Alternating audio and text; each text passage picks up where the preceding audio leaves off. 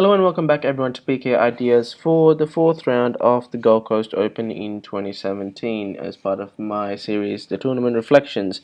And today we'll be looking at is my round 4 game against Dan Hamilton.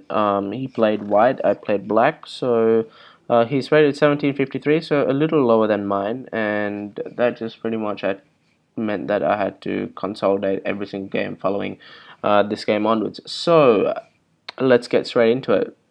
E4, let's start off the engine. And I just played normal Sicilian. C5, he played knight f3, and I played d6. So here the lines are usually something like e6, and they play d4 takes, and then knight takes, and then you play knight f6. So there are lines which go like this, and that's pretty much the main line. But as you know, your boy doesn't necessarily know all the main lines, and I like to play what I want to play and the styles that I know how to play. But in terms of playing chess, if you play basic principles, then you can hardly ever go wrong, which is what I did in this position over here. So he played c3, and I played knight f6, developing pieces. Bishop to e2, then I play bishop to d7, d3, g6, and castles, and then bishop to g7. Now, this position is actually quite similar to the Sicilian dragon, and that was the kind of vibe that I was reaching out for, except for the difference between here and the dragon is that the pawn on c5 is gone, and there isn't a pawn on d3 or either a pawn on c3 as well. So the position just seems a little bit strange. Well, the idea for white is to basically play d4. My idea is to kind of open up the queen side a bit and then castle king side. So that being said, moving forwards after bishop to g7, he played queen to c2, and then I played knight to c6, and now he's got this knight over here. He could play knight d2 straight away, but no, he decided that he is a higher level being and started to play knight a3. I would not recommend you play knight a3 simply because this knight in the corner is controlling less squares than the knight on d2. And I think the basis of that move was that he wanted to get his bishop out, but the bishop's not going anywhere straight away, so he could have waited a little bit. Knight a3, and what I played was I played rook to c8. I don't have to castle in this position. I can pretty much plan things like playing b5 or a6 first and then b5 and then pushing this forward. Sorry about the arrow. Pushing this forward to c4.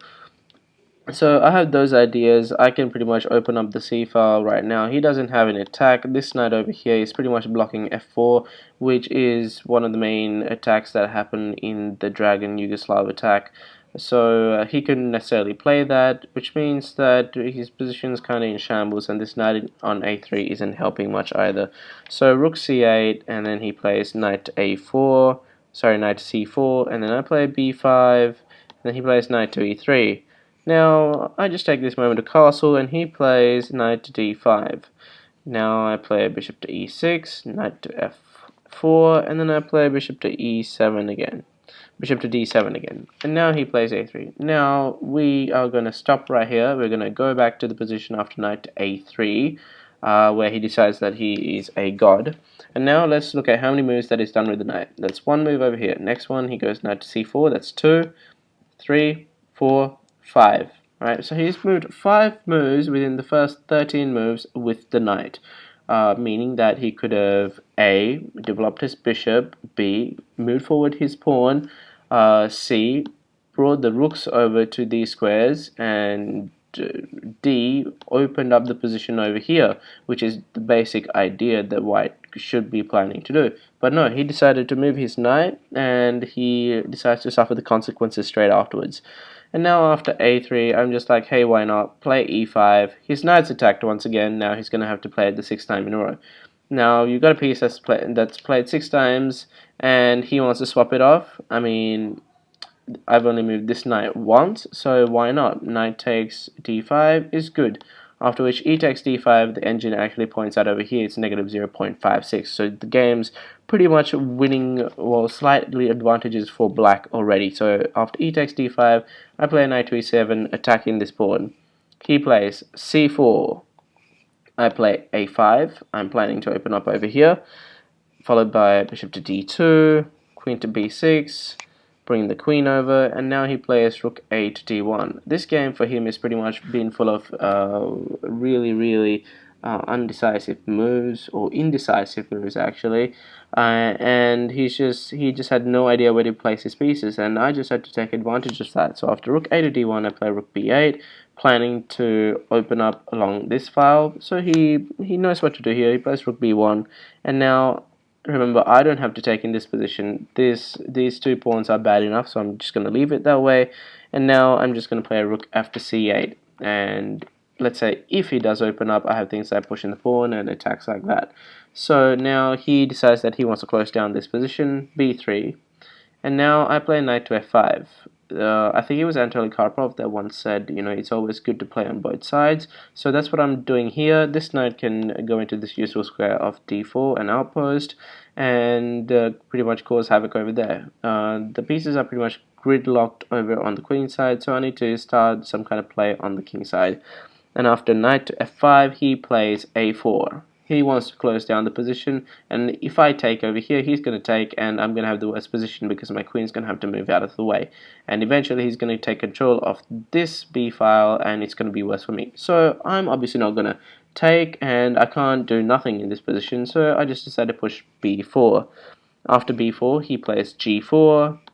I attack the pawn twice, and here he decides to give up the advantage of the two bishops, and voila, it's going to be -1 almost. So the position's pretty much won for me here, as exclaimed by the computer. So his pawn's being attacked, and he decides to push forward, and I say, hold on, bishop to g7, good move. He played h4 first, because he wants to essentially try and open up the king side over here, but that's not exactly good, because if you check how many attackers he's got a knight currently attacking, and that's pretty much it. And I've got one bishop, and I've got two bishops defending the position. So any attack that he's going to do, it's just going to fail. It's not going to work. So I wasn't worried here. After h4, f5 was played, and my phalanx of pawns, it's really good. It's attacking all four of these squares. His pawns aren't doing much. I mean, these squares, no one cares about them anyways. Once I open up a diagonal, my bishop's going to come through, and my queen's going to come through straight afterwards.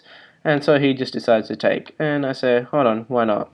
Now he plays knight to g5, and I just play rook to f8. And he plays queen to d2, and I play queen to d8. Now, in this position, he plays queen to e3. Queen to e3, I'm not sure what he's doing. He's trying to, you know, open up over here, but it's not going to turn out well for him. So bishop takes. He could have done pawn takes, but he didn't, and he decided to stop off queens, which is not the best thing to do when you're down in your position. And now rook to f5, and he's pretty much forced losing a pawn. King to h2, rook takes f4, e takes f4, rook takes f4, rook to e8, then he plays bishop to f3, rook to f5, not giving him any chances, rook takes, bishop takes, and now he's pretty much forced to play rook to d1, but he played rook to f1 instead, lost this pawn, rook f2, bishop f5, giving him no chances. The next thing that I'm going to do is swap off these two rooks, and these pawns are going to be falling like London Bridge. If you don't know the nursery rhyme, is London Bridge is falling down, but I don't have to explain myself. That's the game. Pretty short game, pretty bad game in terms of how he played.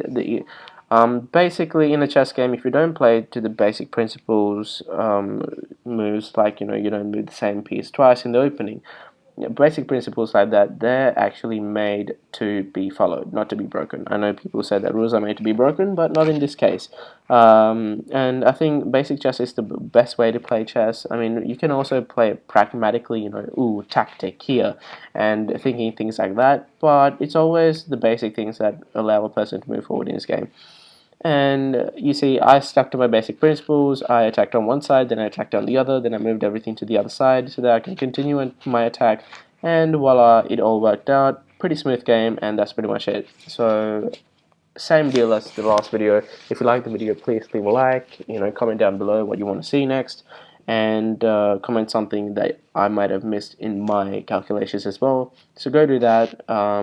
If you haven't already, please subscribe, hit the bell if you want notifications, and with that being said, thank you, and I'll see you next time.